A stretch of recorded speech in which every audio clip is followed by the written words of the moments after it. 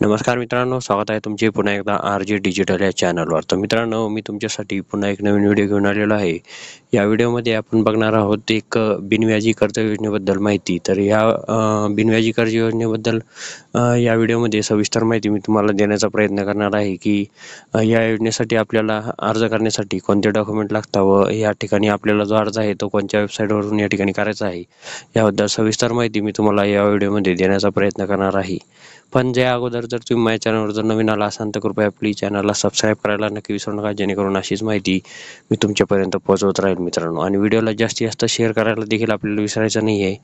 तर चला तर सुरू करूया आजच्या आपल्या नवीन व्हिडिओला।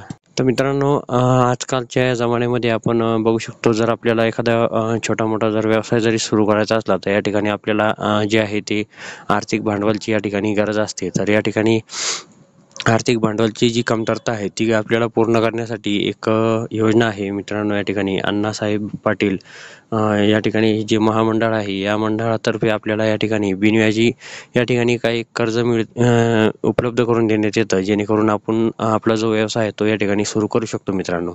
कारण आजचा या कॉम्पिटिशन जे आपण या ठिकाणी बघू शकतो, कॉम्पिटिशन कशा प्रकारे आहे।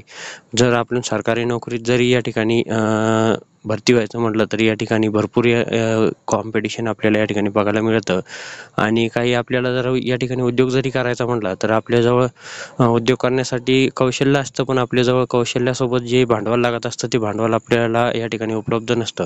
तर आता हे भांडवल आपल्याला या ठिकाणी देण्याचं काम या ठिकाणी अण्णासाहेब पाटील महामंडळ या महामंडळामार्फत आपल्याला करण्यात येत आहे। तर आता या ठिकाणी आपण बघणार आहोत या योजनेबद्दल माहिती काय काय आहे। तर अण्णासाहेब पाटील महामंडळ योजना या ठिकाणी जे नवीन तरुण उद्योजक स्वतःचा उद्योग जो आहे तो सुरू करण्यासाठी हे 15 लाख बिनव्याजी कर्ज या ठिकाणी उपलब्ध करून दिले जाते या महामंडळातर्फे। तर त्यांच्या माध्यमातून नवीन तरुण उद्योजक त्यांच्या उद्योगाला नवीन उंचीवरती घेऊन जाऊ शकतात। आणि जे सुशिक्षित बेरोजगार तरुण आहेत त्या तरुणांना अगोदरपासून जर हा व्यवसाय करत असतील तरी त्यांना या ठिकाणी जो आहे तो या ठिकाणी योजनेचा जो लाभ आहे तो मिळू शकतो। आणि ज्या तरुणांना जो नवीन व्यवसाय सुरू करायचा आहे त्या तरुणांना देखील या ठिकाणी या मंडळातर्फे जे आहे ते आर्थिक सहाय्य प्रदान केले जाते मित्रांनो। तर आता या योजनेसाठी काही पात्रता व काही अटी आहेत, तर त्या कशा प्रकारे असणार आहे ते या ठिकाणी आपण समजून घेणार आहोत। अर्ज करणारा उमेदवार हा महाराष्ट्र राज्याचा कायमचा रहिवासी असणे आवश्यक आहे। तर या ठिकाणी ही जी पहिली अट आहे या योजनेची अशी आहे। आणि या ठिकाणी नंतर आपण बघू शकतो, सदर कर्ज योजनेसाठी अर्ज करताना अर्जदार पुरुषाचे वय जास्तीत जास्त 50 वर्ष, तर महिलेचे वय जास्तीत जास्त 55 वर्ष आणि अर्जदाराला किमान या ठिकाणी 18 वर्ष पूर्ण झालेले असावे। म्हणजे आपले जे आहे या ठिकाणी 18 वर्ष आपले पूर्ण झालेले असावे आपलं जे वय आहे। आणि या ठिकाणी जे जास्तीत जास्त जे वय आहे ते 50 वर्षापेक्षा जास्त असू नये, तरच तुम्ही या ठिकाणी जे या योजनेमध्ये जे आहे ते अर्ज सादर करू शकता। तर उमेदवाराने त्या अगोदर अण्णासाहेब पाटील महामंडळाच्या माध्यमातून कोणत्याही दुसऱ्या योजनेसाठी अर्ज केलेला नसावा। तर या ठिकाणी आपण बघू शकतो, जर आपण या मंडळामध्ये जर अगोदर एखादा कोणी अर्ज केलेला असेल तर या ठिकाणी तो या ठिकाणी डबल अर्ज करू शकत नाही या योजनेसाठी। त्याच्यानंतर आता आपण खाली पाहू शकतो, जर तुम्ही काही बिझनेस करत असाल तर तुमच्याकडे उद्योग आधार आणि शॉपिंग लायसन यासारखी व्यवसायाबद्दलची जी कागदपत्रे आहेत ती तुमच्याकडे असणे गरजेचं आहे। म्हणजे जर तुम्ही व्यवसाय करत असाल तर या ठिकाणी तुम्हाला आपलं जे उद्योग आधार असते आणि एक शॉपिंग लायसन असते ते या ठिकाणी हे तुमच्याजवळ असणं आवश्यक असणार आहे। एका कुटुंबातील एका वेळी फक्त एकाच सदस्याला या योजनेचा लाभ घेता येऊ शकतो। म्हणजे आपल्या कुटुंबामध्ये जर इतर कोणी आपले भाऊ बहीण असतील तर या ठिकाणी त्यांच्यापैकी फक्त कोणालाही एकाच व्यक्तीला या ठिकाणी जो आहे तो या जी योजना आहे या योजनेचा लाभ घेता येऊ शकतो। तोच या ठिकाणी कुटुंबातील एक जण या ठिकाणी जो आहे तो या ठिकाणी योजनेसाठी अर्ज करू शकतो। शिवाय व्यावसायिक नागरिक जे गटाच्या माध्यमातून अर्ज करत असतील अशा उमेदवारांना शिक्षण हे किमान 10वी उत्तीर्ण असणे गरजेचं आहे। म्हणजे जर तुम्ही दोघं जण मिळून किंवा 3-4 जण मिळून अशा गटाने जर या ठिकाणी जर अर्ज करत असाल तर या ठिकाणी जे तुमचं शिक्षण जे आहे ते 10वी पास किंवा त्याच्यापेक्षा जास्त असणे या ठिकाणी आवश्यक असणार आहे।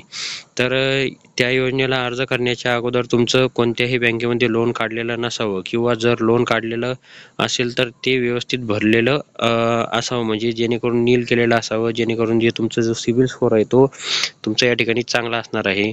मग तुमचं जर लोन चालू असेल तर तुम्हाला त्या योजनेचा अर्ज या ठिकाणी करता येणार नाही. म्हणजे जर तुमच्यावर एखादं लोन जर अगोदर चालू असेल तर या ठिकाणी तुम्ही या योजनेमध्ये अर्ज करू शकत नाही. तर तुमचं या ठिकाणी वार्षिक उत्पन्न हे 8 लाखाच्या वरती नसावं. तर या ठिकाणी आपण बघू शकतो 8 लाखाच्या वरती जे आहे, जे तुमचं उत्पन्न नसलं पाहिजे तरच तुम्हाला या योजनेमध्ये अर्ज करता येतो मित्रांनो.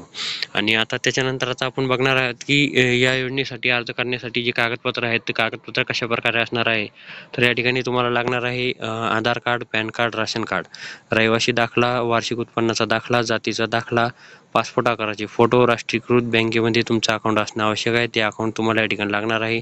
अकाउंटचे सर्व डिटेल आणि तुमचा email I D, mobile number, आणि जेव्हा तुम्ही बिझनेस करत असाल तर त्या ठिकाणी सविस्तर माहितीचा अहवाल तुम्हाला, म्हणजे एक प्रोजेक्ट रिपोर्ट या ठिकाणी तुम्हाला सादर करावा लागणार आहे मित्रांनो. तर या ठिकाणी आपण वेबसाईट बघू शकतो मित्रांनो, udyog.mahaswayam.gov.in.